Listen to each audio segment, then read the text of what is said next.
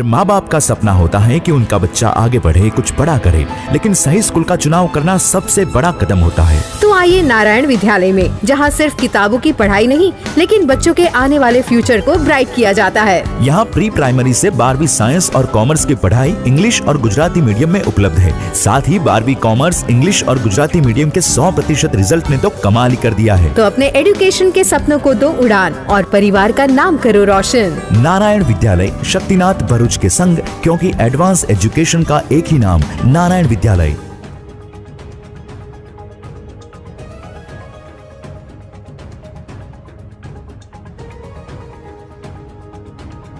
ઝઘડિયા તાલુકાના રાણીપુરા ગ્રામ પંચાયત કચેરીનું મકાનનું બાંધકામ 3 વર્ષ પછી પણ અધૂરું। મનરેગા યોજના સ્થાનિક મજૂરોને કામ આપવાના આશય સાથે બનાવવામાં આવી હતી, પરંતુ હાલમાં ઝઘડિયા તાલુકામાં આ મનરેગા યોજના નેતાઓ અને અધિકારીઓ માટે ભ્રષ્ટાચાર આચરવાની યોજના બનીને રહી ગઈ છે।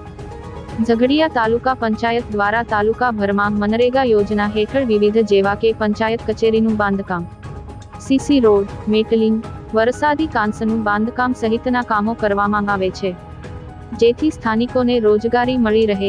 ઝઘડિયા તાલુકાના રાણીપુરા ગ્રામ પંચાયતની કચેરીનું બાંધકામ પણ મનરેગા યોજના હેઠળ આજથી 3 વર્ષ અગાઉ શરૂ કરવામાં આવ્યું હતું। ગોકળ ગાયની ગતિએ શરૂ થયેલું આ કામ 7 ફૂટ સુધી પહોંચ્યું નથી અને અટકી પડ્યું છે। રેતી, કપચીના ઢગલા રાણીપુરા ગામના પ્રવેશતા જ મેઇન રસ્તા પર છેલ્લા 2-3 વર્ષથી આમને આમ અડચણરૂપ પડ્યા છે।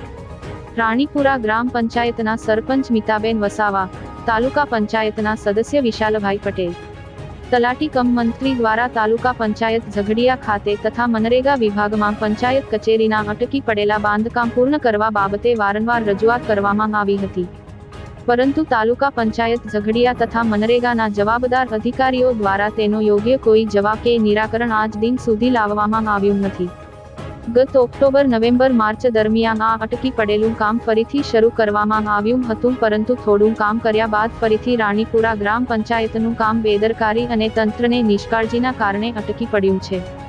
હંગામી ધોરણે એક સામાન્ય રૂમમાં ચાલતી રાણીપુરા પંચાયતની કચેરીના કારણે પંચાયતમાં કામ અર્થે આવતા ગામજનોને તથા પંચાયતની માસિક મીટિંગ દરમિયાન સભ્યોને પણ કચેરીના અભાવે સમસ્યાનો સામનો કરવો પડી રહ્યો છે। તાલુકા પંચાયત ઝઘડિયા અને મનરેગા જિલ્લા વિભાગ દ્વારા ટૂંક સમયમાં રાણીપુરા પંચાયત કચેરીનું કામ શરૂ કરી પૂર્ણ કરવામાં નહીં આવે તો ગ્રામજનો દ્વારા ગાંધી ચિંધ્યા માર્ગે આંદોલન કરવાની ચીમકી પણ ઉચ્ચારી હતી। મારું નામ જયશીલ પટેલ છે। હું રાણીપુરા ગામનો વતની છું। અમારા ગામની ગ્રામ પંચાયત કચેરીનું કામ છેલ્લા 3 વર્ષ જેટલા સમયથી ચાલી રહ્યું છે। મનરેગા યોજના હેઠળ ચાલતા આ કામમાં ખૂબ જ દિલાસ, જવાબદાર ઇજારાદાર તથા તાલુકા પંચાયત ઝઘડિયાના જવાબદાર અધિકારીઓ દ્વારા રાખવામાં આવી છે। કામ શરૂ થયા બાદ લગભગ 1.5-2 વર્ષ સુધી આ કામ બંધ રહ્યું હતું।